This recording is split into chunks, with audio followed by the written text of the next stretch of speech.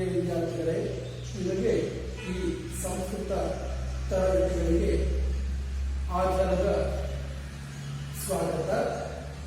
ನಾನು ಈ ಹಿಂದಿನ ತರಗತಿಯಲ್ಲಿ ಸಂಧಿ ಜೊತೆಗೆ ಸಂಧಿ ಎಂದರೇನು, ಸಂಧಿ ಎಲ್ಲಿ ಬರುತ್ತದೆ, ಸಂಧಿಗಳಲ್ಲಿ ಎಷ್ಟು ವಿಧ, ಈ ಎಲ್ಲ ವಿಚಾರಗಳನ್ನು ಕೂಡ ನಿಮಗೆ ಹೇಳಿದ್ದೇನೆ. ಈಗ ಅದೇ ಸಂಧಿಯಲ್ಲಿ ಸಂಧಿಯ ವಿಧಗಳಲ್ಲಿ ಒಂದಾಗಿರತಕ್ಕಂತಹ ಗುಣಸಂಧಿ ಮತ್ತು ವೃದ್ಧಿ ಸಂಧಿಯ ಪರಿಚಯವನ್ನು ಈ ತರಗತಿಯಲ್ಲಿ ಮಾಡಿಕೊಳ್ಳಲಿದ್ದೇನೆ. ಈ ಹಿಂದಿನ ತರಗತಿಯಲ್ಲಿ ಸವರ್ಣದೀರ್ಘ ಸಂಧಿಯ ಪರಿಚಯ ನಿಮಗೆ ಆಗಿದೆ. ಅದನ್ನು ನೀವು ಚೆನ್ನಾಗಿ ಅರಿತಿದ್ದೀರಿ ಎಂದು ಭಾವಿಸುತ್ತಾ ಈಗ ಗುಣಸಂಧಿ ಗುಣ,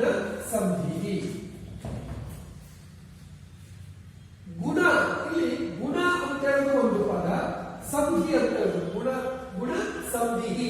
ಈ ಗುಣ ಸಂಧಿ ಎಂಬ ಈ ಒಂದು ಪದದಲ್ಲಿ ಸಮಾಸ, ಈ ಪದ ಸಮಾಸವಾಗಿರುವುದರಿಂದ ಸಮಸ್ತ ಪದವನ್ನು ಬಿಡಿಸಿದಾಗ ಗುಣ ಮತ್ತು ಸಂಧಿ ಅಂತ ಬರುತ್ತೆ. ಗುಣ ಅಂದರೆ ಏನು? ಸಾಮಾನ್ಯವಾಗಿ ನಾವು ಲೌಕಿಕದಲ್ಲಿ ವ್ಯಾವಹಾರಿಕವಾಗಿ ಸದ್ಗುಣ, ದುರ್ಗುಣ, ಗುಣ ಅಂದ್ರೆ ಒಳ್ಳೆಯ ಗುಣಗಳು, ಕೆಟ್ಟ ಗುಣಗಳು, ನಡತೆ ಅಂತ ಹೇಳ್ತೀವಿ. ಆದರೆ ವ್ಯಾಕರಣ ಶಾಸ್ತ್ರದಲ್ಲಿ ಗುಣ ಅಂದ್ರೆ ಬೇರೆ. ಗುಣ ಅಂದ್ರೆ ಏನು? ಅದೇ ಗುಣ ಅಂತ ಹೇಳ್ತಾರೆ. ಅದೇ ಗುಣ, ಅದೇ ಅಂದ್ರೆ ಏನರ್ಥ? ಅತ್ ಅಕಾರ ಏನ್, ಅದೇ ಏನ್ ಅಂದ್ರೆ ಏನರ್ಥ? ಏನ್ ಅಂತ ಪ್ರತ್ಯಾಹಾರ ಅಂದ್ರೆ ಏಕಾರ ಓಕಾರಗಳು ಅಂದ್ರೆ ಏನರ್ಥ? ಅಕಾರ, ಏಕಾರ, ಓಕಾರ, ಈ ಮೂರು ಅಕ್ಷರಗಳಿಗೆ ಏನಂತ ಕರೀತಾರೆ? ಗುಣ ಅಂತ ಕರೀತಾರೆ. ಈ ಮೂರು ಅಕ್ಷರಗಳನ್ನು ಏನಂತ ಕರೀತಾರೆ? ಗುಣ. ಈ ಮೂರು ಅಕ್ಷರಗಳನ್ನು ಗುಣ ಅಂತ ಕರೀತಾರೆ. ಅಕಾರ ಗುಣ, ಏಕಾರ ಗುಣ, ಓಕಾರ ಗುಣ. ಈ ಮೂರು ಅಕ್ಷರಗಳು ಎಲ್ಲಿ ಆದೇಶವಾಗಿ ಬರುತ್ತವೆಯೋ ಅದಕ್ಕೆ ಗುಣಸಂಧಿ. ಗುಣಸಂಧಿ ಬೇರೆ, ಗುಣ ಬೇರೆ. ಗುಣ ಅಂದ್ರೇನು? ಏಕಾರ ಓಕಾರ, ಏಕಾರ ಅಕಾರ ಏಕಾರ ಓಕಾರಗಳು ಗುಣವಾದರೆ ಈ ಅಕಾರ ಏಕಾರ ಓಕಾರಗಳು ಎಲ್ಲಿ ಆದೇಶವಾಗಿ ಬರುತ್ತದೆಯೋ ಅದಕ್ಕೆ ಗುಣಸಂಧಿ ಅಂತ ಕರೀತಾರೆ. ಹಾಗಾದ್ರೆ ಅಕಾರ ಏಕಾರ ಓಕಾರಗಳು ಎಲ್ಲಿ ಆದೇಶವಾಗಿ ಬರುತ್ತವೆ ಅಂತ ನಾವು ಮೊದಲು ನೋಡೋಣ. ಇಲ್ಲಿ ಪೂರ್ವ ಪದ ಪ್ಲಸ್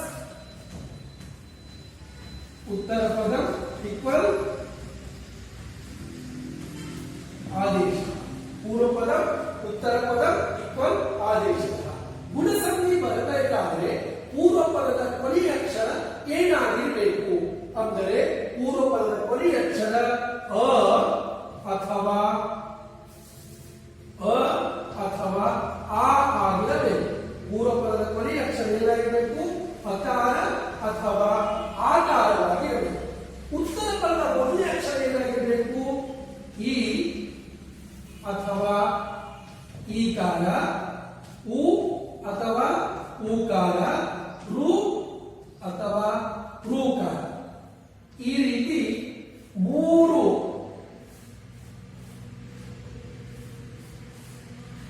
ಈ ರೀತಿಯಾಗಿದೆ.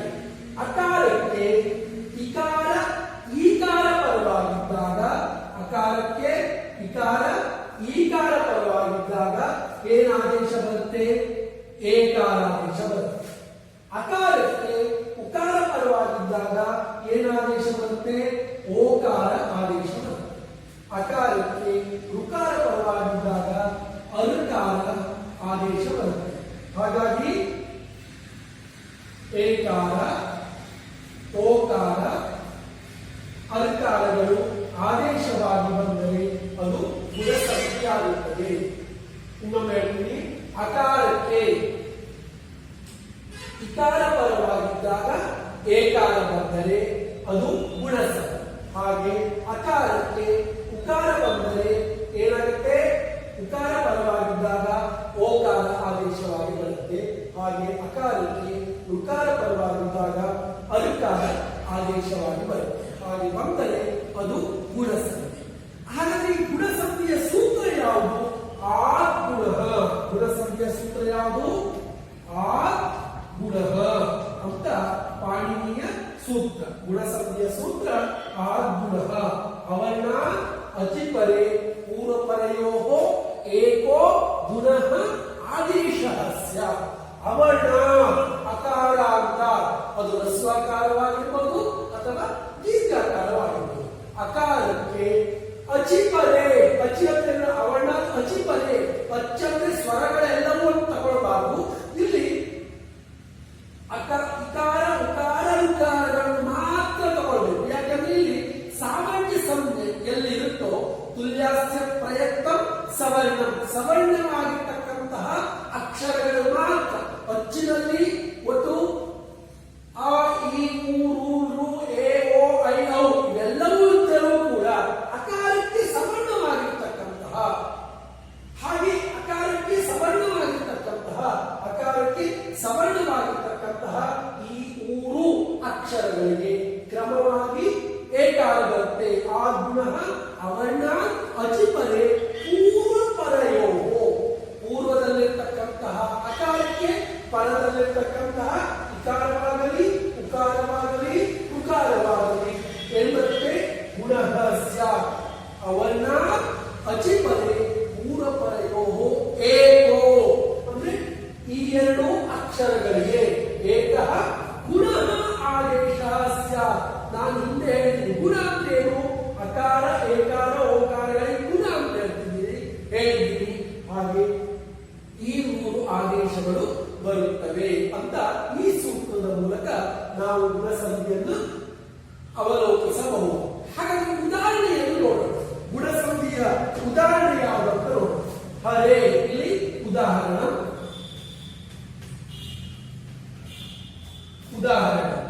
ಅಕಾರ ಹರೇ ಅಲ್ಲ, ಗುಣಸಂಧಿಯ ಉದಾಹರಣೆ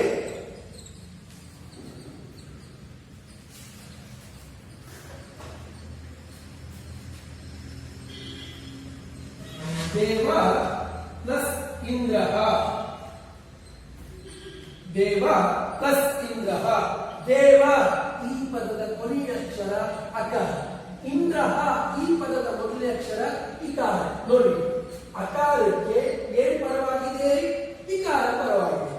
ಇಲ್ಲಿ ಅಕಾರಕ್ಕೆ ಇಕಾರ ಪರವಾಗಿದ್ದಾಗ ಈ ಎರಡೂ ಅಕ್ಷರಗಳ ಮೇಲೆ ಅಂದ್ರೆ ಪೂರ್ವ ಪದದ ಕೊನೆಯ ಅಕ್ಷರವು ಅಕಾರ. ಮತ್ತೊಮ್ಮೆ ಬಿಡಿಸಿ ಹೇಳಬೇಕಾದ್ರೆ ದೇ ಪ್ಲಸ್ ಅ ಪ್ಲಸ್ ಇಂದ್ರಃ ಅಂತ ಈ ರೀತಿಯಾಗಿ ನಾವು ತೆಗೆದುಕೊಂಡಾಗ ಇಲ್ಲಿರ್ತಕ್ಕಂತಹ ಅಕಾರ, ಇಲ್ಲಿರ್ತಕ್ಕಂತಹ ಇಕಾರ, ಇವೆರಡರ ಮೇಲೆ ಏನ್ ಬಂತು? ಏಕಾರ ಏಕಾದೇಶವಾಗಿ ಬಂತು. ಏಕಾದೇಶವಾಗಿ ಬಂದಾಗ ಇದು ಹೋಯ್ತು, ಇದು ಹೋಯ್ತು. ಅವಾಗ ಏನಾಗುತ್ತೆ? ದೇವ್ ಪ್ಲಸ್ ಎ ಏನಾಯ್ತು? ದೇವೇ ಆಯ್ತು. ಆಮೇಲೆ ದೇವೇಂದ್ರ ಸೇರಿಸಿದ್ರೆ ದೇವೇಂದ್ರ. ಅಂದ್ರೆ ಅಕಾರ ಇಕಾರಗಳ ಮೇಲೆ ಏಕಾದೇಶವಾಗಿ ಎರಡು ಅಕ್ಷರಗಳ ಮೇಲೆ, ಎರಡು ವರ್ಣಗಳ ಮೇಲೆ ಏಕಾರ ಬಂದು ದೇವೇಂದ್ರ. ದೇವ ಪ್ಲಸ್ ಇಂದ್ರ ದೇವೇಂದ್ರ. ಇದು ಆದೇಶ. ಅಕಾರ ಇಕಾರಗಳಿಗೆ ಏಕಾರ ಬಂದ್ರೆ ದೇವೇಂದ್ರ. ಅದೇ ರೀತಿ ಗುಣ, ಗುಣ ಅಕಾರಕ್ಕೆ ಈಶಃ. ಗುಣ ಪ್ಲಸ್ ಈ ಗಣ ಪ್ಲಸ್ ಈಶಃ, ಗುಣ ಅಲ್ಲ, ಗಣ ಪ್ಲಸ್ ಈಶಃ ಗಣೇಶಃ. ದೇವೇಂದ್ರ, ಗಣೇಶಃ, ಸುರೇಂದ್ರ ಇವೆಲ್ಲವೂ ಕೂಡ ಅಕಾರಕ್ಕೆ ಇಕಾರ ಪದವಾಗಿದ್ದು ಏಕಾರ ಬಂದಿರತಕ್ಕಂತಹ ಆದೇಶ. ಇನ್ನು ಅಕಾರಕ್ಕೆ ಉಕಾರ ಪದವಾಗಿದ್ದಾಗ ಓಕಾರ ಬಂದಿರತಕ್ಕಂತಹ ಆದೇಶಗಳು ಯಾವುದು? ಶುಭ ಪ್ಲಸ್ ಉದಯ. ಶುಭ ಪ್ಲಸ್ ಉದಯ ಏನಾಗುತ್ತೆ? ಶುಭೋದಯ. ಶುಭ ಪ್ಲಸ್ ಉದಯ. ಶುಭ ಇಲ್ಲಿರ್ತಕ್ಕಂತಹ ಅಕಾರಕ್ಕೆ ಉದಯ ಉಕಾರ ಪರವಾಗಿದೆ. ಅಕಾರಕ್ಕೆ ಉಕಾರ ಪರವಾಗಿದ್ದಾಗ ಏನ್ ಬರುತ್ತೆ? ಓಕಾರ ಬರುತ್ತೆ. ಶುಭ ಪ್ಲಸ್ ಉದಯ ಶುಭೋದಯ. ಅದೇ ರೀತಿ ಸೂರ್ಯ ಪ್ಲಸ್ ಉದಯ ಸೂರ್ಯೋದಯ. ಚಂದ್ರ ಪ್ಲಸ್ ಉದಯ ಚಂದ್ರೋದಯ. ನವ ಪ್ಲಸ್ ಉದಯ ನವೋದಯ. ಇನ್ನು ಕೆಲವೊಮ್ಮೆ ಆಕಾರವೂ ಪರವಾಗಿರ್ತಕ್ಕಂಥ ಆಕಾರವೂ ಪೂರ್ವ ಪದದಲ್ಲಿದ್ದಾಗಲೂ ಕೂಡ ಗುಣಸಂಧಿ ಬರುತ್ತೆ. ಯಾವುದು? ಮಹಾ ಪ್ಲಸ್ ಉತ್ಸವ, ಮಹಾ ಪ್ಲಸ್ ಉತ್ಸವ ಮಹೋತ್ಸವ, ಮಹಾ ಪ್ಲಸ್ ಉತ್ಸವ ಮಹೋತ್ಸವ. ಇನ್ನು ಅಕಾರಕ್ಕೆ ಋಕಾರ ಪರವಾಗಿದ್ದಾಗ ಅರುಕಾರ ರಸಹಿತವಾದ ಅಕಾರ ಆದೇಶವಾಗಿ ಬಂದಿರತಕ್ಕಂತಹ ಉದಾಹರಣೆ ಯಾವುದಂದ್ರೆ ಸಪ್ತ ಪ್ಲಸ್ ಋಷಿ. ಸಪ್ತ ಪ್ಲಸ್ ಋಷಿ ಏನಾಗುತ್ತೆ?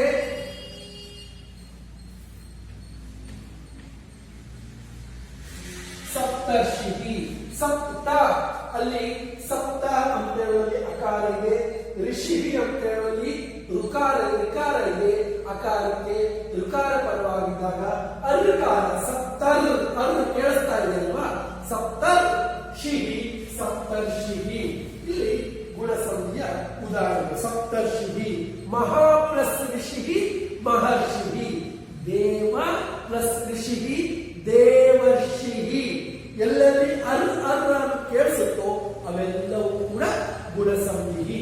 ಇದು ಕೇವಲ ಸಂಧಿ ಕೂಡಿಸಿ ಬರೆದಿರ್ತಕ್ಕಂಥದ್ದು. ದೇವೇಂದ್ರ ಶುಭೋದಯ ಸಪ್ತರ್ಷಿ ಇವೆಲ್ಲವೂ ಕೂಡ ಕೂಡಿಸಿ ಬರೆದಿರ್ತಕ್ಕಂತಹ ಉದಾಹರಣೆ. ನಿಮಗೆ ಒಂದು ಶುಭೋದಯ ಅಂತ ಹೇಳಿದೆ, ಶುಭೋದಯ ಅಂತ ಈ ರೀತಿಯಾದ ಒಂದು ಉದಾಹರಣೆಯನ್ನು ಪರೀಕ್ಷೆಗೆ ಕೊಟ್ಟಾಗ ನೀವು ಇದು ಯಾವ ಸಂಖ್ಯೆ ಅಂತ ಗಮನಿಸಬೇಕಾಗುತ್ತೆ.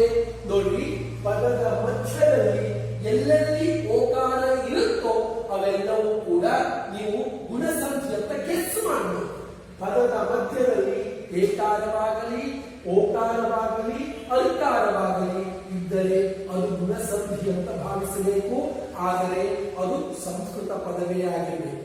ಸಂಸ್ಕೃತ ಪದವಾಗಿದ್ದು ಪದದ ಮಧ್ಯದಲ್ಲಿ ಏಕಾರ ಓಕಾರ ಅಲ್ಕಾರಗಳಿದ್ದರೆ ಅದು ಗುಣಸಂಧಿಯಾಗುವುದು.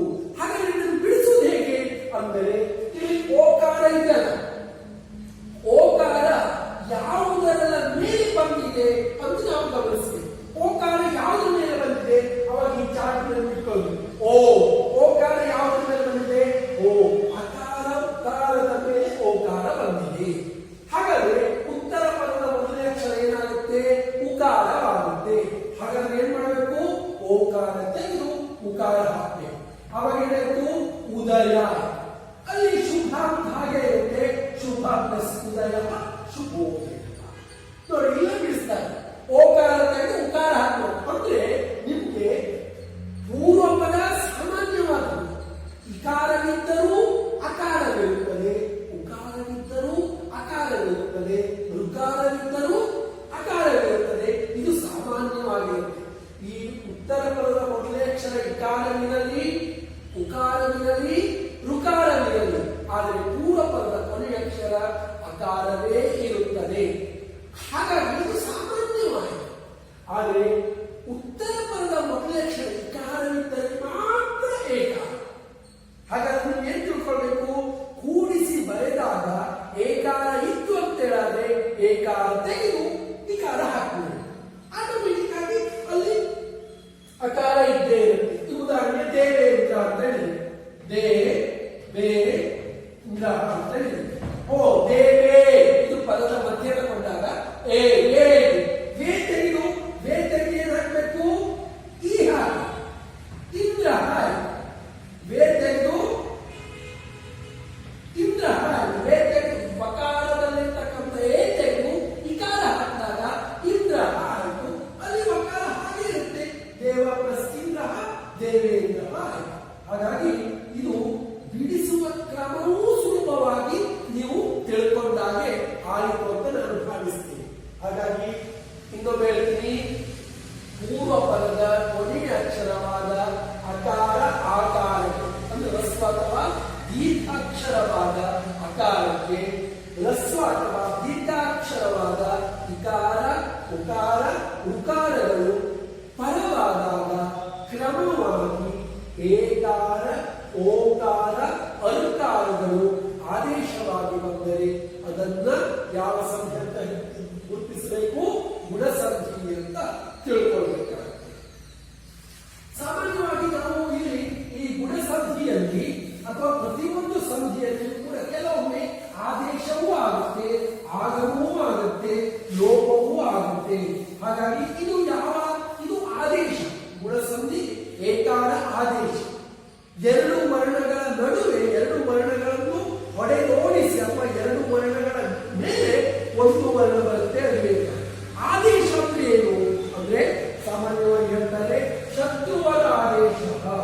ಶತ್ರುವದ ದೇಶ. ಶತ್ರುವಿನಂತೆ ಆದೇಶವು ಬರುತ್ತದೆ. ಶತ್ರುವಿನಂತೆ ಆದೇಶ ಬರುತ್ತೆ. ಈ ಉದಾಹರಣೆಗೆ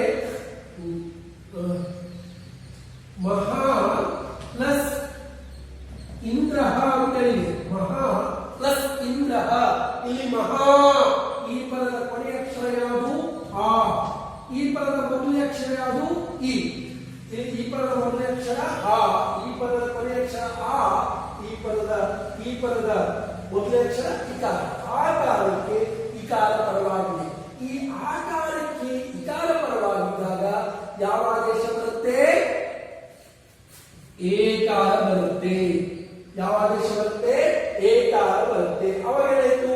ಇಲ್ಲಿ ಆಕಾರ ಇರುತ್ತಾ?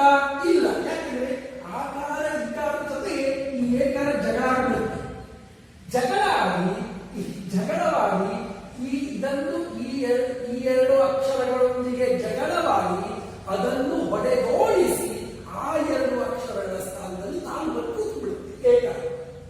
ಹಾಗಾಗಿ ಅಕಾರ ಇಕಾರದ ಮೇಲೆ ಏಕಾರ ಬಂದಿರುವುದರಿಂದ ಅಲ್ಲಿ ಅಕಾರವೂ ಇರುವುದಿಲ್ಲ, ಏಕಾರವೂ ಇರುವುದಿಲ್ಲ, ಅಕಾರವೂ ಇರುವುದಿಲ್ಲ, ಇಕಾರವೂ ಇರುವುದಿಲ್ಲ. ಯಾವ ಬರುತ್ತೆ?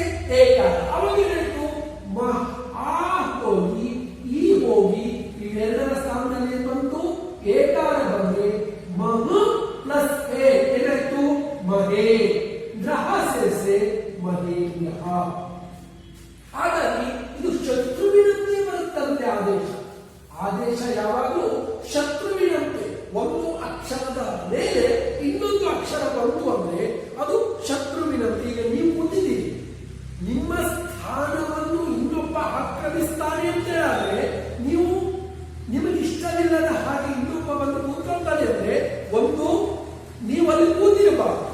ಅಥವಾ ನೀವು ಕೂತಿದ್ದರೆ ಅವನೇನ್ ಮಾಡ್ತಾರೆ? ಬಂದು ನಿಮ್ಮನ್ನು ಎಳೆದಾಡಿಸಿ ಅಥವಾ ಹೊಡೆದೋಡಿಸಿ ಆ ಸ್ಥಾನದಲ್ಲಿ ಬಂದು ಕೂತ್ಬಿಡ್ತಾನೆ. ಆಗ ಅವನು ನಿಮಗೆ ಶತ್ರು ಆಗ್ತಾನೋ ಮಿತ್ರನಾಗ್ತಾನೋ? ಶತ್ರು ಆಗ್ತಾನೆ. ಹಾಗೆ ಆದೇಶ ಯಾವಾಗಲೂ ಶತ್ರುವಿನಂತೆ ಬರುತ್ತದೆ. ಇನ್ನು ಆಗಮ ಹೇಗೆ? ಮಿತ್ರವದಾಗಮ. ಮಿತ್ರನಂತೆ ಆಗಮ, ಗೆಳೆಯನಂತೆ ಬಂದ. ಯಾಕಂದ್ರೆ ಇಬ್ರು ಕೂತಿರ್ತೀವಿ, ನೀವಿಬ್ರು ಕೂತಿರ್ತೀವಿ. ನಿಮ್ಮ ಇಬ್ಬರಿಗೆ ಬೇಕಾಗಿರ್ತಕ್ಕಂತಹ ಒಬ್ಬ ವ್ಯಕ್ತಿ ಬರ್ತಾನೆ, ನಿಮ್ಮ ಆಪ್ತ ಮಿತ್ರ ಬರ್ತಾನೆ. ಆಪ್ತ ಮಿತ್ರ ಬಂದು ನಿಮ್ಮನ್ನು ನೋಡ್ತಾನೆ, ನೀವಿಬ್ರು ಸ್ಮೈಲ್ ಮಾಡ್ತೀರಿ, ಅವನು ಕೂಡ ನಗ್ತಾನೆ. ನಕ್ಕ ನಂತರ ಅವನೇನ್ ಮಾಡ್ತಾನೆ? ನಿನ್ನ ಪಕ್ಕದಲ್ಲಿ ಕೂತ್ರೆ ಇವನಿಗೆ ಬೇಜಾರು, ಇವನ ಪಕ್ಕದಲ್ಲಿ ಕೂತ್ರೆ ನಿನಗೆ ಬೇಜಾರು. ಹೀಗೆ ಇಬ್ಬರಿಗೂ ಬೇಸರವಾಗಬಾರದು ಅಂತ ಅವನೇನ್ ಮಾಡ್ತಾನೆ? ಮಧ್ಯದಲ್ಲಿ ಬಂದು ಕೂತ್ ಬಿಡ್ತಾನೆ. ಯಾವಾಗ ಮಧ್ಯದಲ್ಲಿ ಬಂದು ಕೂತಾನೋ ಆಗ ಏನಾಗುತ್ತೆ? ಎಡಗಡೆ ಇದ್ದವನಿಗೂ ಖುಷಿ ಆಗುತ್ತೆ, ಬಲಗಡೆ ಇದ್ದವನಿಗೂ ಸಂತೋಷ ಆಗುತ್ತೆ. ಜೊತೆಗೆ ಆ ಮಧ್ಯದಲ್ಲಿ ಕೂತಿರ್ತಕ್ಕಂತಹ ವ್ಯಕ್ತಿಗೂ ಇಬ್ಬರ ಸಾಮೀಪ್ಯ ಸಿಕ್ಕಿರೋದ್ರಿಂದ ಮೂರು ಜನರು ಖುಷಿಯಾಗುತ್ತೆ. ಹಾಗೆ ಅದು ಮಿತ್ರನ ಹಾಗೆ ಬರುತ್ತೆ ಆಗಮ, ಶತ್ರುವಿನಂತೆ ಬರುತ್ತೆ ಆದೇಶ ಅಂತ ಒಂದು ಇಲ್ಲಿ ಆದೇಶ ಸಂಧಿ ಆಗಿರೋದ್ರಿಂದ ಆದೇಶ ಯಾವಾಗಲೂ ಶತ್ರುವಿನಂತೆ ಬರುತ್ತೆ. ಇನ್ನು ನೆಕ್ಸ್ಟ್ ಗುಣಸಂಧಿ ಆಯಿತು. ನೆಕ್ಸ್ಟ್ ಯಾವ ಸಂಧಿ? ವೃದ್ಧಿ ಸಂಧಿ. ನೆಕ್ಸ್ಟ್ ಯಾವುದು?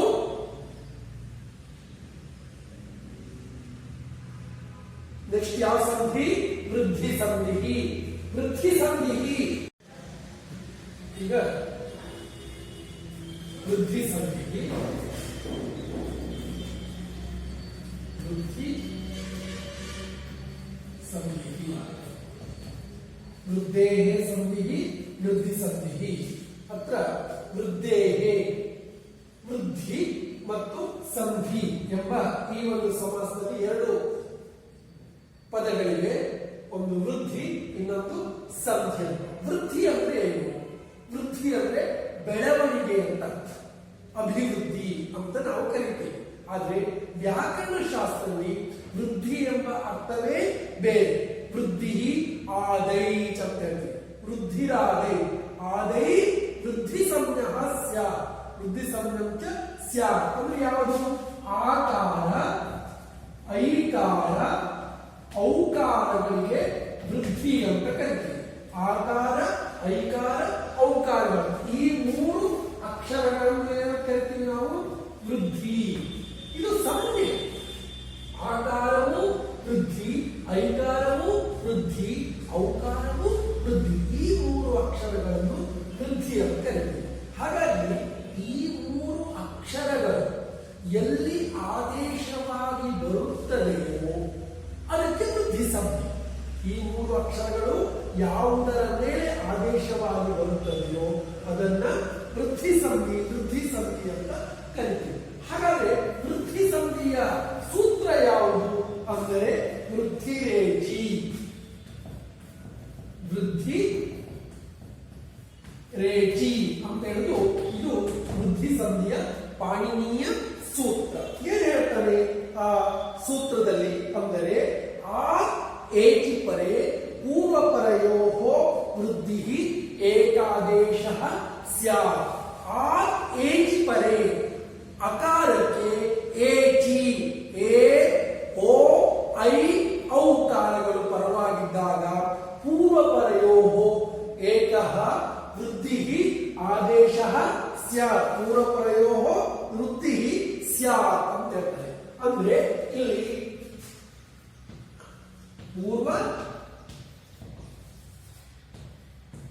ಪೂರ್ವಪದ ಈಕ್ವಲ್ ಆದೇಶಃ. ಪೂರ್ವಪದ ಉತ್ತರಪದ ಆದೇಶಃ. ಆ ಏಚಿ ಪರೇ ಆತಂದ್ರೇನು? ಪೂರ್ವಪದದ ಕೊನೆಯಲ್ಲಿ ಅಕಾರ ಅಥವಾ ಆಕಾರ ಇರಬೇಕು. ಉತ್ತರ ಪದದ ಮೊದಲನೇ ಅಕ್ಷರ ಏಚಿ, ಎ ಓ, ಐ ಔಟ್, ಎ ಓ, ಏಕಾರ ಅಥವಾ ಓಕಾರ. ಅದೇ ರೀತಿ ಐಕಾರ ಅಥವಾ ಔಕಾರಗಳು, ಎ ಐ ಓ ಔಕಾರಗಳು ಇದ್ದಾಗ, ಏಕಾರ ಓಕಾರ ಐಕಾರಗಳು ಇದ್ದಾಗ ಕ್ರಮವಾಗಿ ಐಕಾರ ಅಥವಾ ಔಕಾರಗಳು ಆದೇಶವಾಗಿ ಬರುತ್ತದೆ. ಐಕಾರ ಔಕಾರಗಳು ಆದೇಶವಾಗಿ ಬಂದರೆ ಅವುಗಳನ್ನು ಯಾವ ಸಂಧಿಯಲ್ಲಿ ಕರೀತಾರೆ? ವೃದ್ಧಿ ಸಂಧಿ ಅಂತ ಕರೀತಾರೆ. ಪೂರ್ವಪದದ ಕೊನೆಯಲ್ಲಿ ಐಕಾರ ಇದೆ, ಉತ್ತರ ಪದದ ಮೊದಲನೇ ಅಕ್ಷರದಲ್ಲಿ ಐಕಾರ ಅಥವಾ ಏಕಾರ ಓಕಾರ ಐಕಾರ ಔಕಾರಗಳು ಉತ್ತರ ಪದದ ಮೊದಲನೇ ಅಕ್ಷರವಾಗಿದ್ದರೆ ಇವೆರಡರ ಮೇಲೆ ಐಕಾರ ಔಕಾರಗಳು ಆದೇಶವಾಗಿ ಬಂದರೆ ಅದನ್ನ ವೃದ್ಧಿ ಸಂಧಿ ಅಂತ ಕರೀತಾರೆ. ಈ ಉದಾಹರಣೆ ನೋಡಿ. ಅಕಾರಕ್ಕೆ ಏಕಾರ ಪರವಾಗಿದ್ದಾಗ ಯಾವ ಆದೇಶ ಬರುತ್ತೆ? ಅಕಾರಕ್ಕೆ ಏಕಾರ ಪರವಾಗಿದ್ದಾಗ ಯಾವ ಆದೇಶ ಬರುತ್ತೆ ಅಂತ ನೋಡೋಣ. ಈ ಉದಾಹರಣೆಗೆ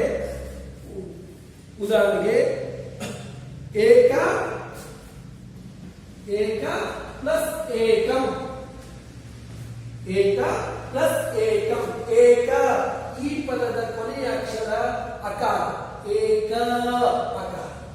ಏಕಂ ಉತ್ತರ ಪದದ ಮೊದಲನೇ ಅಕ್ಷರ ಏಕಾರ. ಅಕಾರಕ್ಕೆ ಏಕಾರ ಪರವಾಗಿದ್ದಾಗ ಯಾವ ಆದೇಶ ಬರುತ್ತೆ? ಐಕಾರ ಬರುತ್ತೆ. ಐಕಾರ ಬಂದಾಗ ಏನಾಗುತ್ತೆ? ಏಕ ಪ್ಲಸ್ ಏಕ ಏಕೈಕ. ಏಕ ಪ್ಲಸ್ ಏಕಂ ಏಕೈಕಂ. ಏಕ ಪ್ಲಸ್ ಏಕಂ ಏಕೈಕಂ. ಅದೇ ರೀತಿ ಅಕಾರಕ್ಕೆ ಐಕಾರ ಪರವಾಗಿದ್ದಾಗ, ಅಕಾರಕ್ಕೆ ಐಕಾರ ಪರವಾಗಿದ್ದಾಗ ಯಾವ ಆದೇಶ ಬರುತ್ತೆ? ಐಕಾರವೇ ಆದೇಶ ಬರುತ್ತೆ. ಅಂದ್ರೆ ನೀವು ಇಲ್ಲಿ ಏನ್ ಮಾಡಬೇಕು ಅಂದ್ರೆ ಅಕಾರ ಏಕಾರ ಪರವಾಗಿದ್ದಾಗೂ ಐಕಾರ, ಐಕಾರ ಪರವಾಗಿದ್ದಾಗೂ ಐಕಾರ, ಓಕಾರ ಪರವಾಗಿದ್ದಾಗ ಓಕಾರ, ಔಕಾರ ಪರವಾಗಿದ್ದಾಗ ಔಕಾರ, ಈ ರೀತಿ ನೀವು ಗಮನಿಸಬೇಕಾಗಿರುತ್ತೆ. ಹಾಗಾಗ ಇಲ್ಲಿ ಐಕಾರ ಪರವಾಗಿ ಯಾವುದು? ಯಾವ ಉದಾಹರಣೆ ಹೇಳಿದ್ದೀನಿ? ತವ ಪ್ಲಸ್ ಐಶ್ವರ್ಯಂ, ತವ ಪ್ಲಸ್ ಐಶ್ವರ್ಯಂ ಅಂತ ಹೇಳಿದೆ. ತವ ಅಕಾರ, ಐಶ್ವರ್ಯಂ ಐಕಾರ, ಐಶ್ವರ್ಯಂ ಐಕಾರ. ಅಕಾರಕ್ಕೆ ಐಕಾರ ಪರವಾಗಿದ್ದಾಗ ಯಾವ ಆದೇಶ ಬರುತ್ತೆ? ಐಕಾರ ಬಂದು ತವ ಪ್ಲಸ್ ಐಶ್ವರ್ಯಂ ತವೈಶ್ವರ್ಯಂ. ಅದೇ ರೀತಿ ತವೈಶ್ವರ್ಯಂ, ಶಿವ ಪ್ಲಸ್ ಐಕ್ಯಂ ಶಿವೈಕ್ಯಂ, ಲಿಂಗ ಪ್ಲಸ್ ಐಕ್ಯಂ ಲಿಂಗೈಕ್ಯಂ.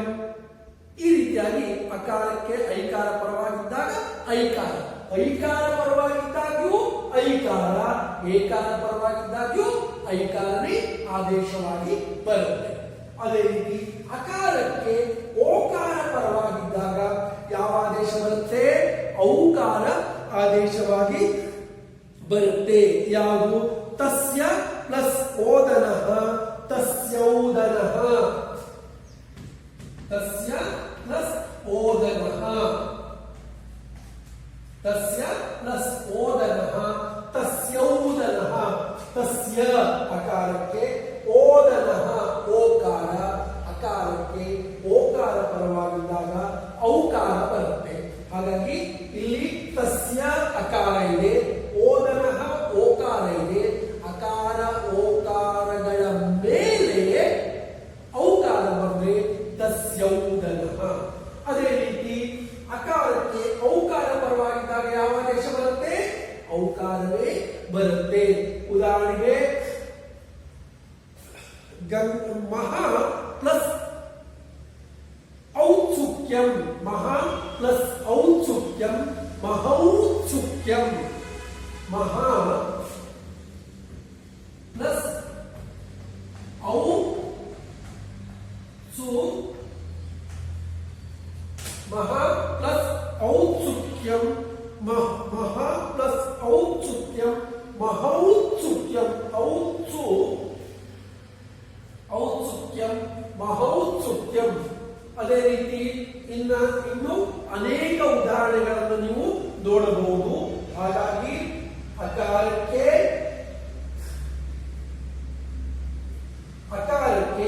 ಕೇವಲ ಅಕಾರ ಮಾತ್ರ ಅಲ್ಲ, ಆಕಾರ ಪೂರ್ವ ಪದದಲ್ಲಿ ಇದ್ದರೂ ಕೂಡ ಅಕಾರ ಆಕಾರಗಳಿಗೆ ಹೇಗೆ ಕೊಡಬೇಕು?